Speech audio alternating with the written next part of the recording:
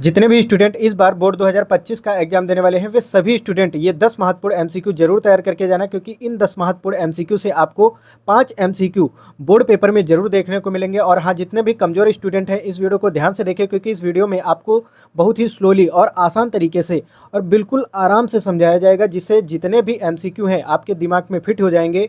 तो चलिए वीडियो को स्टार्ट करते हैं। अगर आपको वीडियो पसंद आए तो लाइक कर देना और चैनल को सब्सक्राइब कर लेना, ताकि आपको वीडियो सबसे पहले मिल पाए। तो चलिए देखते हैं हमारा पहला एमसीक्यू क्या है। पहला एमसीक्यू लिखा है, वायु के सापेक्ष माध्यम का अपवर्तनांक अधिकतम होता है। वायु के सापेक्ष माध्यम का अपवर्तनांक अधिकतम होता है। अधिकतम भैया किस में होता है? वायु के सापेक्ष माध्यम का अपवर्तनांक, अपवर्तनांक की बात की है, अधिकतम किस में होता है? तो भैया अधिकतम होता है हीरे में। अब बात आती है कि जो हीरे का अपवर्तनांक होता है, हीरे का अपवर्तनांक, ठीक है, एक एमसीक्यू आपका तैयार हो गया कि वायु के सापेक्ष माध्यम का अपवर्तनांक अधिकतम होता है किसमें? हीरे में।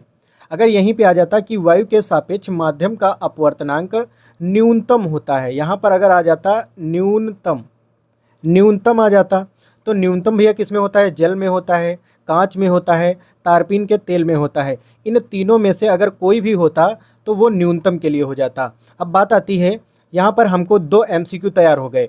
एक तो वायु के सापेक्ष माध्यम का अपवर्तनांक अधिकतम किस में? हीरे में। अधिकतम है हीरे में, न्यूनतम किस में है? जल में, कांच में, तारपीन के तेल, तीनों में से किसी में भी हो सकता है, एक ऑप्शन आ जाएगा। अब अगला एमसीक्यू क्या इसी में बनेगा कि हीरे का अपवर्तनांक कितना होता है? हीरे का अपवर्तनांक कितना होता है? तो भैया हीरे का जो अपवर्तनांक होता है वो कितना होता है? वो होता है भैया 2.4। हीरे का अपवर्तनांक कितना होता है? 2.4। और इसी में एक एमसीक्यू और बनता है कि प्रकाश की चाल न्यूनतम होती है। प्रकाश की चाल न्यूनतम, प्रकाश की चाल न्यूनतम किस में होती है? प्रकाश की चाल न्यूनतम। तो भैया जो प्रकाश की चाल न्यूनतम होती है वो भैया हीरे में ही होती है। प्रकाश की चाल न्यूनतम किस में होती है भैया? हीरे में होती है। यानी कि प्रकाश की चाल न्यूनतम मतलब कि प्रकाश जो चलता है बहुत धीरे चलता है, किस में? हीरे में। हीरे में क्यों धीरे चलता है? क्योंकि भैया हीरे में बहुत सारी परत होती हैं और उनसे प्रकाश जो है बार बार पूर्ण आंतरिक परावर्तन उसके अंदर होता रहता है, जिससे होता क्या है? प्रकाश बहुत धीरे यानी कि उसके अंदर चलता है। तो प्रकाश की चाल न्यूनतम किस में होती है भैया? हीरे में होती है। अब यहाँ पे बात आती है कि भैया प्रकाश की चाल कितनी होती है? ठीक है, प्रकाश की चाल, ये भी एमसीक्यू बन सकता है कि प्रकाश की चाल कितनी होती है, तो ये भी याद कर लेना, 3 × 10⁸ मीटर पर सेकेंड। यानी प्रकाश की चाल कितनी होती है? 3 × 10⁸ मीटर पर सेकेंड होती है। यहाँ पर हमको ये भी एमसीक्यू तैयार हो गया। उसके बाद भैया प्रकाश की चाल अधिकतम किस में होती है? ये भी पूछा जाता है। प्रकाश की चाल, प्रकाश की चाल अधिकतम, भैया प्रकाश की चाल अधिकतम, भैया प्रकाश की चाल अधिकतम किस में होती है? यानी कि प्रकाश की जो चाल है वो अधिकतम किस में, यानी कि जो प्रकाश चलता है वो तेज किस में चलता है? तो भैया निर्वात में प्रकाश बहुत तेज चलता है। निर्वात का मतलब उसमें कुछ भी ना हो, वायुमंडल की कोई भी गैसें ना हो उसके अंदर, तो प्रकाश की चाल बहुत तेज होगी। ठीक है, प्रकाश की चाल कम किस में होती है? हीरे में। हीरे में क्यों होती है? क्योंकि हीरे में पूर्ण आंतरिक परावर्तन की घटना होती है, जिससे जो प्रकाश होता है वो बहुत धीरे धीरे उसके अंदर चलता है, बहुत देर में निकल पाता है। और उसके बाद भैया हीरे का अपवर्तनांक कितना होता है? तो भैया हीरे का अपवर्तनांक 2.4 होता है। प्रकाश की चाल कितनी होती है? तो भैया प्रकाश की चाल होती है 3 × 10⁸ मीटर पर सेकेंड होती है। अब वायु के सापेक्ष माध्यम का अपवर्तनांक अधिकतम होता है किसमें? तो भैया हीरे में होता है। न्यूनतम किस में होता है? तो जल में होता है। ठीक है, यहाँ पर जितने भी एमसीक्यू इससे बनने वाले थे पहले वाले एमसीक्यू से, सारे हमने कवर कर दिए हैं। उसके बाद दूसरा एमसीक्यू देखते हैं अपना। दूसरा एमसीक्यू लिखा है, निकट दृष्टि दोष के निवारण के लिए चश्मे में प्रयुक्त करना चाहिए। निकट दृष्टि दोष अगर आपको हो गया है तो कौन सा चश्मा लगेगा? भैया देखो, निकट दृष्टि दोष में कौन सा चश्मा लगता है? अवतल लेंस लगता है। ठीक है, निकट दृष्टि दोष में कौन सा? अवतल लेंस लगता है। अगर भैया आपको दूर दृष्टि दोष हो गया, कौन सा? दूर दृष्टि दोष हो गया। दूर दृष्टि दोष, दूर देखो इसमें ऊ निकल के आ रहा है, इसमें भी ऊ है आगे, यानी कि दूर दृष्टि दोष में कौन सा चश्मा लगेगा? उत्तल लेंस वाला चश्मा लगेगा। ठीक है, अगर निकट दृष्टि दोष आपके आंखों में हो गया तो क्या लगेगा, अवतल लेंस वाला चश्मा लगेगा। अब बात आती है कि निकट दृष्टि दोष क्या होता है और दूर दृष्टि दोष क्या होता है, तो वो भी बात कर लेते हैं। निकट दृष्टि दोष में भैया निकट की वस्तुएं स्पष्ट दिखती हैं लेकिन दूर की नहीं दिखती, ठीक है। निकट दृष्टि दोष में क्या होता है, निकट की वस्तुएं स्पष्ट दिखती हैं लेकिन दूर की नहीं दिखती हैं। दूर दृष्टि दोष में क्या होता है भैया, दूर दृष्टि दोष में दूर की वस्तुएं स्पष्ट दिखती हैं लेकिन पास की नहीं दिखती, ये भी हमने समझ लिया। उसके बाद भैया अवतल दर्पण का उपयोग कहाँ कहाँ किया जाता है, ये भी पूछ सकता है आपसे कि जो है अवतल दर्पण के 4 उपयोग बताओ। तो अवतल दर्पण का उपयोग सेविंग के रूप में किया जाता है, ये पहला हो गया इसका उपयोग। अवतल दर्पण का उपयोग भैया डॉक्टर लोग करते हैं। डॉक्टर लोग किस में करते हैं भैया, आँख, कान, नाक, गला, इन सब चीज़ों का बड़ा प्रतिबिंब देखने में करते हैं। और भैया सौर भट्ठी में सौर ऊर्जा को एकत्र करने के लिए किया जाता है, मतलब कि सूर्य का प्रकाश इकट्ठा करना है तो अवतल दर्पण का उपयोग करेंगे। और भैया प्रकाश पुंज को शक्तिशाली बनाने में किया जाता है, प्रकाश पुंज को शक्तिशाली बनाने में किया जाता है। प्रकाश पुंज को शक्तिशाली मतलब जो ट्रेन का पहला इंजन होता है उसमें जो लाइट लगी होती है सबसे ऊपर, वो बहुत तेज प्रकाश करती है, यानी कि उसमें कौन सा दर्पण लगता है, अवतल दर्पण लगता है। जो कार होती हैं, कार की जो हेडलाइट होती हैं आगे वाली, जिसमें बहुत तेज रोशनी आगे जाती है, उसमें कौन सा दर्पण लगता है, अवतल दर्पण लगता है। यानी प्रकाश पुंज को अगर शक्तिशाली बनाना है तो अवतल दर्पण लगेगा। उसके बाद भैया अब बात कर लेते हैं, यहाँ पर एक और है, इसमें टेबल लैंप में भी इसका उपयोग किया जाता है, टेबल लैंप में भी इसका उपयोग किया जाता है ताकि प्रकाश एक जगह इकट्ठा रहे। उसके बाद भैया बात कर लेते हैं कि अवतल दर्पण तो हो गया, अवतल दर्पण के उपयोग हमने पढ़ लिए। सेविंग के रूप में डॉक्टर लोग करते हैं, सौर भट्ठी में सौर ऊर्जा को एकत्र करने में, प्रकाश पुंज को शक्तिशाली बनाने में, टेबल लैंप में किया जाता है। अब हम समझ लेते हैं कि उत्तल दर्पण का उपयोग कहाँ कहाँ किया जाता है। तो भैया उत्तल दर्पण का उपयोग साइड व्यू मिरर के रूप में करते हैं, साइड व्यू मिरर। अब बात आती है कि साइड व्यू मिरर क्या होता है भैया, जो गाड़ी होती हैं उसमें जो साइड में शीशे लगे होते हैं दो, एक इधर लगा रहता है एक इधर लगा रहता है, पीछे से जो वाहन बड़े बड़े आते हैं इसमें दिखते हैं। यानी कि उत्तल दर्पण क्या करता है भैया, बड़ी वस्तु का प्रतिबिंब छोटा कर देता है, बड़ी वस्तु का प्रतिबिंब कैसा कर देता है, छोटा कर देता है। यानी कि इसका जो उपयोग है साइड व्यू मिरर के रूप में किया जाता है। और भैया इसका उपयोग कहाँ किया जाता है, तो भैया इसका उपयोग बाजार लैंप में होता है। बाजार लैंप में क्यों किया जाता है, क्योंकि भैया ये प्रकाश को फैला देता है। कौन, उत्तल दर्पण। उत्तल दर्पण होता कैसा है भैया, उत्तल दर्पण में उभरा हुआ सिरा चमकदार होता है लेकिन दबा हुआ सिरा पॉलिश युक्त होता है। अवतल दर्पण कैसा होता है भैया, अवतल दर्पण में जो दबा हुआ सिरा होता है वो चमकदार होता है लेकिन जो उभरा हुआ सिरा होता है वो पॉलिश युक्त होता है। उत्तल दर्पण में उभरा वाला चमकदार, उत्तल दर्पण में उभरा वाला चमकदार, लेकिन अवतल में दबा हुआ सिरा चमकदार होता है। ये भी हमने समझ लिया। उसके बाद हम अपना तीसरा एमसीक्यू समझ लेते हैं। तीसरा एमसीक्यू लिखा है 20 सेंटीमीटर फोकस दूरी वाले उत्तल दर्पण के सामने 20 सेंटीमीटर की दूरी पर वस्तु का प्रतिबिंब बनता है। 20 सेंटीमीटर फोकस दूरी, ठीक है, 20 सेंटीमीटर फोकस दूरी वाले उत्तल दर्पण, जहाँ पर ये उत्तल दर्पण आ जाए वहाँ पर एक बात याद रखना कि UV ऋणात्मक होगा और F धनात्मक होगा। UV ऋणात्मक और F कैसा, धनात्मक होगा, ठीक है। ये हमारी चिन्ह परपाटी है, ये जरूर याद रखना वरना आपका न्यूमेरिकल बन ही नहीं पाएगा। 20 सेंटीमीटर फोकस दूरी वाले, यानी कि फोकस दूरी कितनी है, 20 सेंटीमीटर है, ठीक है। उसके बाद यहाँ पर हमने प्लस क्यों लिया है, क्योंकि भैया उत्तल दर्पण है तो उसमें F धनात्मक होता है, UV ऋणात्मक होता है। 20 सेंटीमीटर की दूरी पर वस्तु का प्रतिबिंब बनता है, 20 सेंटीमीटर की दूरी पर उसका प्रतिबिंब बनता है, यानी कि ये हमारा प्रतिबिंब बन रहा है, ठीक है। तो कहाँ पर बनेगा, 10 सेंटीमीटर दूरी पर दर्पण के पीछे बनेगा, ठीक है, या फिर 10 सेंटीमीटर दूरी पर दर्पण के सामने बनेगा, अनंत पर बनेगा, इनमें से कोई नहीं। देखते हैं क्या आएगा। तो इसमें एक फार्मूला लगता है दर्पण के लिए, क्या होता है, 1/f बराबर 1/v प्लस 1/u। अब इसमें वैल्यू पुटअप कर देते हैं। 1/f, f की वैल्यू कितनी है भैया, 20 है, ठीक है, f की वैल्यू कितनी है, ये देखो 20। उसके बाद बराबर लगा दिया 1/v, v की वैल्यू कितनी है, माइनस का 20, ठीक है, v की वैल्यू -20 है, प्लस 1/u लगा दिया, ठीक है। ये अब भैया हम क्या करते हैं, इस वाले को उस तरफ भेज देते हैं, ये वाला उठा के उस तरफ भेज देंगे। ये हमारा माइनस का है, उधर जाएगा तो काहे का हो जाएगा, प्लस का हो जाएगा। ठीक है, 1/20 प्लस 1/20 हो गया। इधर हमारा क्या बचा, ये हमारा बचा कौन, 1/u। ये भैया देखो हर समान है, अगर हर समान होते हैं तो एक बार लिख लेते हैं, हर समान होते हैं तो भैया कई बार एक बार लिख लेते हैं। ऊपर वाला जुड़ जाएगा, एक एक कितना 2, तो यहाँ पर आ गया हमारा ये 1/u बराबर 2/20। काट दो भैया, 2 1 के 2 और 2 दाहम 20, एक से एक हटा दो तो u का मान कितना मिल गया भैया, 10 सेंटीमीटर मिल गया, क्योंकि यूनिट हमारी क्या थी, सेंटीमीटर में थी, 10 सेंटीमीटर। और ये पॉजिटिव आया है, पॉजिटिव आया है इसका मतलब क्या है भैया, दर्पण के पीछे बनेगा। कहाँ पर बनेगा, 10 सेंटीमीटर दूर और दर्पण के पीछे। ठीक है, अब यहाँ पर आप सोच रहे होंगे कि ये ऋणात्मक होता है, यहाँ पर तो धनात्मक आया। तो यहाँ पर एक बात याद रखना, जो हमारा दर्पण होता है इधर की जितनी भी चीज़ें होंगी वो धनात्मक होंगी, इधर वाली ऋणात्मक, और मुख्य अक्ष के ऊपर वाली प्लस की और नीचे वाली माइनस की। ये सारी चीज़ें बेसिक हैं, जब लेसन वगैरह पढ़ाया जाता है तो सारी चीज़ें ये डिटेल में बताई जाती हैं।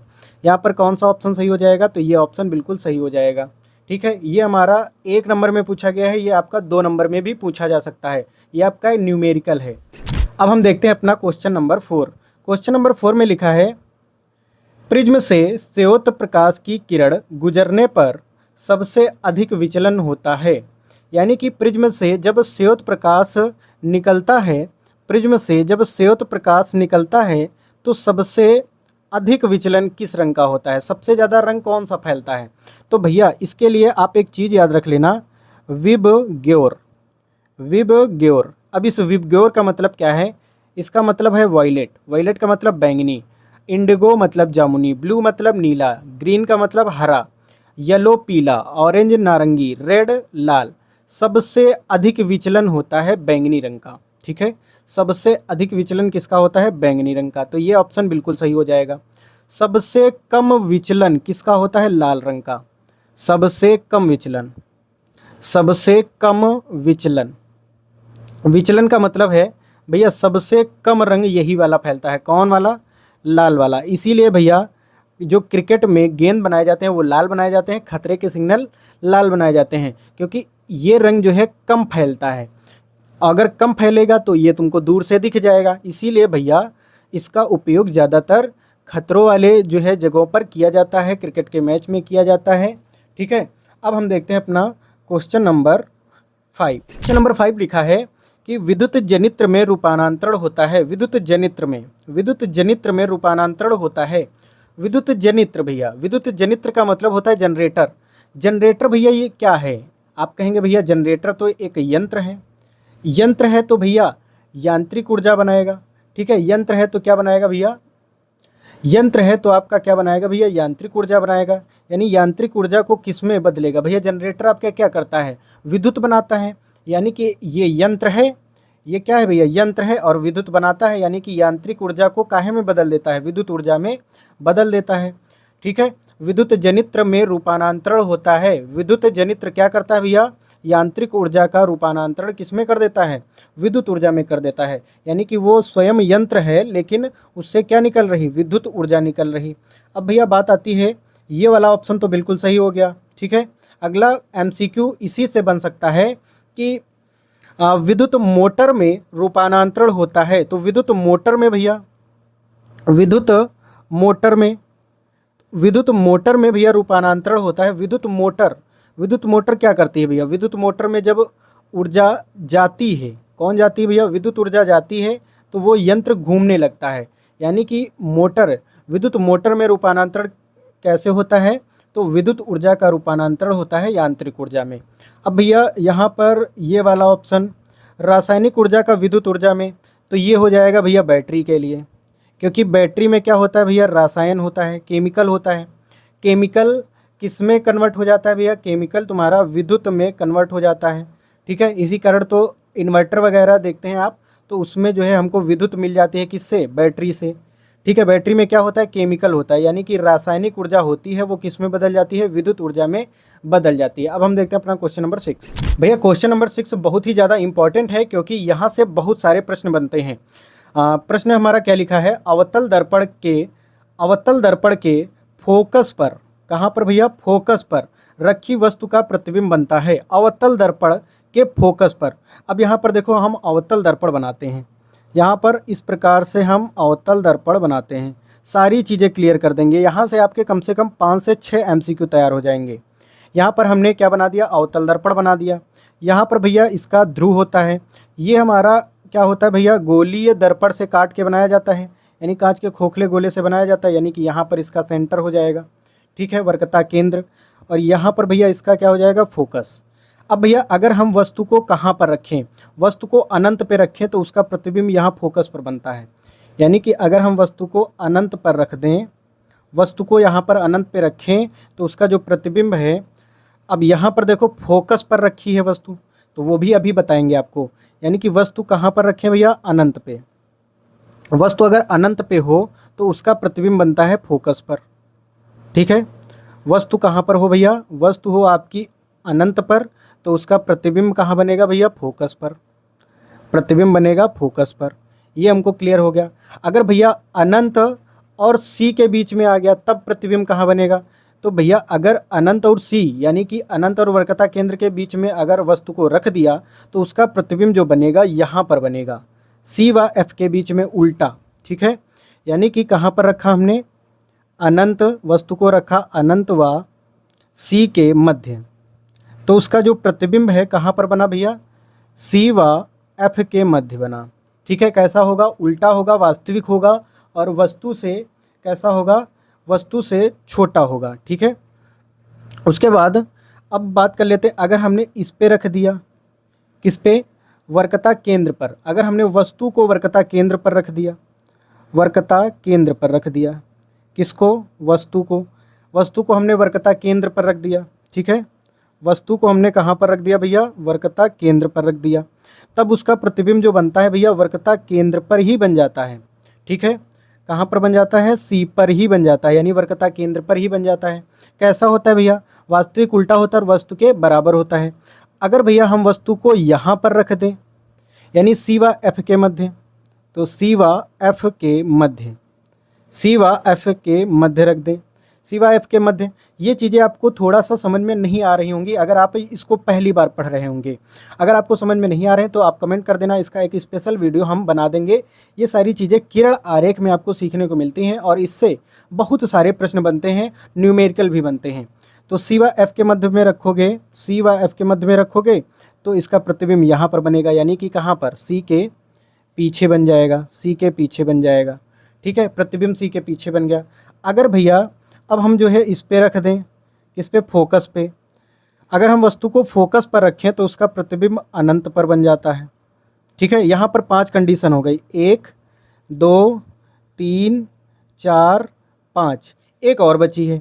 अगर हम वस्तु को कहाँ पर रख दें, एफ व पी के मध्य, कहाँ पर रख दें भैया, एफ व पी के मध्य रख दें, तब उसका प्रतिबिंब भैया कहाँ बनता है, दर्पण के पीछे बनता है, दर्पण के पीछे, दर्पण के पीछे।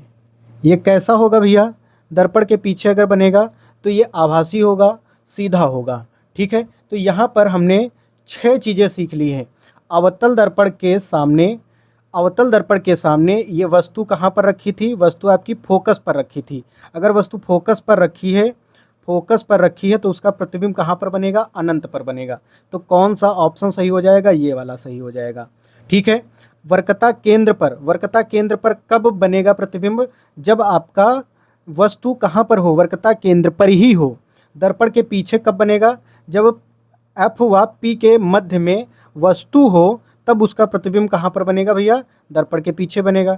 ध्रुव पर भैया प्रतिबिंब नहीं बनता है, यानी कि ये ऑप्शन बिल्कुल गलत हो जाएगा। तो सबसे सही ऑप्शन इसके लिए कौन सा है, ये वाला।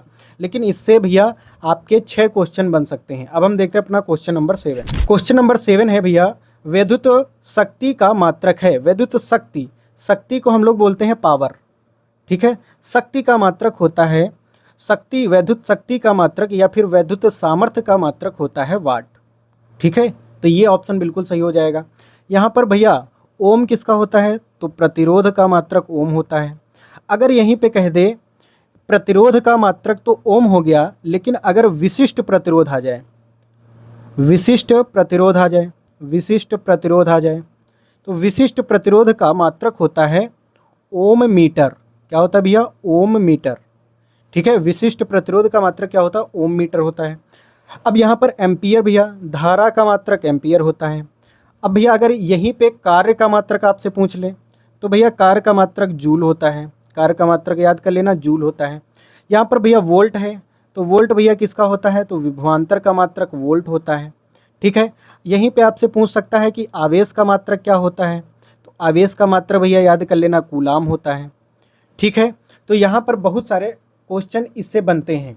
ठीक है, वैद्युत शक्ति का मात्रक वाट, विभवांतर का मात्रक वोल्ट, आवेश का मात्रक कूलाम, और प्रतिरोध का मात्रक ओम, धारा का मात्रक एम्पियर, विशिष्ट प्रतिरोध का मात्रक ओम मीटर, कार्य का मात्रक जूल।